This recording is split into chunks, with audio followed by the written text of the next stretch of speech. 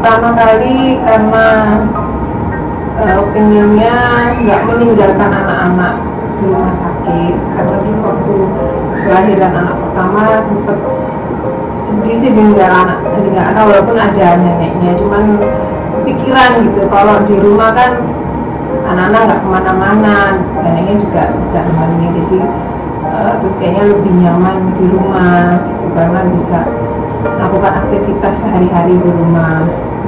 Ternyata memang lebih nyaman di rumah, bisa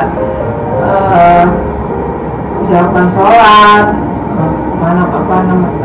ngaji. Jadi kalau di rumah sakit mungkin nggak mungkin seperti itu, nggak fleksibel itu. Awalnya dulu jadi artikel mungkin ya, tentang gentle birth pertama, terus habis itu tentang lotus birth, ada tentang home birth. Ternyata dia di situ juga, oh ternyata bisa ya gitu loh melahirkan di rumah. Apa namanya, sudah melahirkan di rumah, sudah ketagihan, jadi ya insya Allah kalau nggak ada kendala ini melahirkan di rumah dengan bidan yang sama. Sebenarnya sama aja, cuma mungkin lebih ke psikologis aja, mungkin karena sudah mengalami melahirkan di rumah, jadi mungkin lebih tenang daripada sebelumnya. Nggak berkesannya berkesan melahirkan di rumah itu tadi lebih nyaman, lebih nggak ada trauma.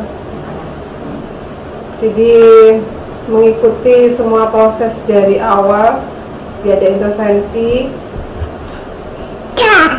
Jadi alami dari pembukaan awal yang mungkin berhari-hari sampai melahirkan itu diikuti tanpa ada rangsangan atau induksi. Anak pertama nggak IMD, anak kedua IMD, tapi saya merasa itu gagal karena waktu itu bayinya nangis ya, banyak nangisnya ya.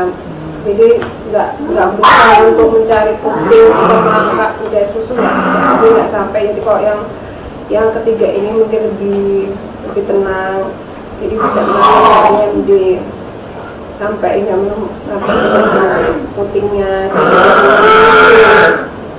Dan waktu plasentanya keluar juga perawatannya itu juga nggak ada masalah, jadi talinya juga normal, jadi bisa menggunakan metode lotus birth.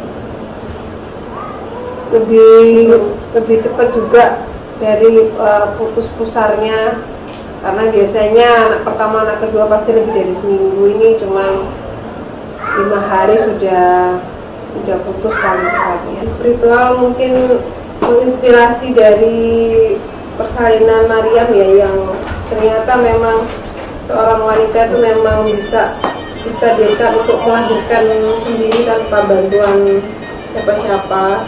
Waktu Maryam juga melahirkan sendiri hanya ditemani dengan malaikat Jibril.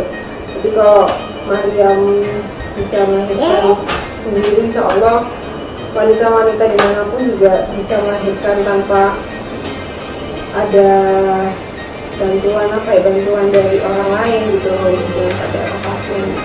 Karena Allah pasti menciptakan tubuh manusia itu pasti ada maksudnya. Jadi waktu pertama kali merasakan melahirkan itu pasti ada tanda-tanda, jadi kita tidak usah takut akan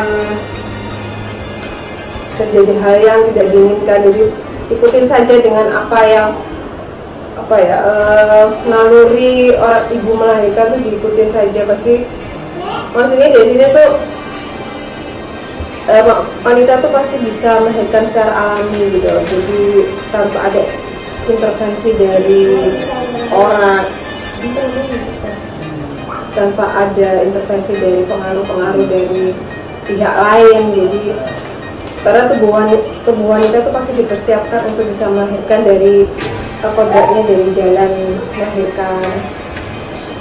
Kalau perbedaannya, anaknya tuh lebih tenang, dia memang saya rasakan nggak rewel gitu, nggak banyak nangis. Dia nangisnya cuma hanya nggak minum aja, tapi tidak mengurangi. Jadi saya itu bisa nggak stres, saya nggak kena tidur gitu.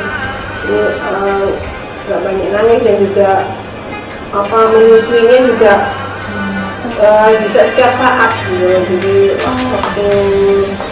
waktu dia nggak menyusu, jadi bisa langsung, karena mungkin di rumah, kalau di rumah sakit belum tentu bisa sebebas di rumah, bisa kapan aja ngasihnya.